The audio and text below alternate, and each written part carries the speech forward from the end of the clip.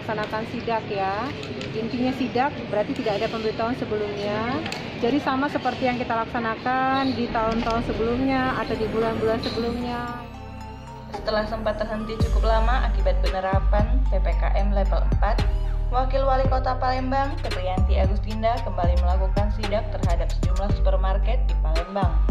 Bersama Balai Besar Pengawasan Obat dan Makanan Palembang, 24 sampel makanan di salah satu supermarket diperiksa. Dari hasil pemeriksaan yang dilakukan, BPPOM tidak menemukan bahan pangan yang berbahaya maupun mengandung formalin.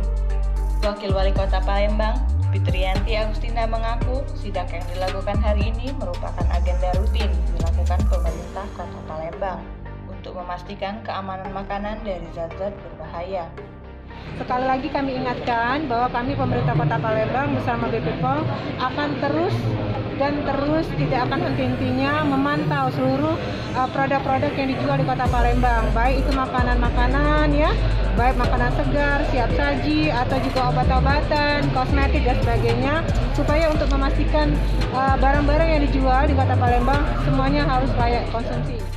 Fitri mengaku tidak akan henti-hentinya melakukan sidak di Kota Palembang bersama BPPOM, sehingga pembeli yang akan berbelanja merasa aman dan tidak was-was lagi. Sementara itu, Kepala Badan Pengawas Obat dan Makanan atau BPOM Palembang Suhendri menyatakan bahwa pihaknya optimis akan terus melakukan pemantauan di seluruh supermarket dan pasar. Dengan aktivitas sidak yang rutin dilaksanakan, membuat temuan makanan yang mengandung bahan berbahaya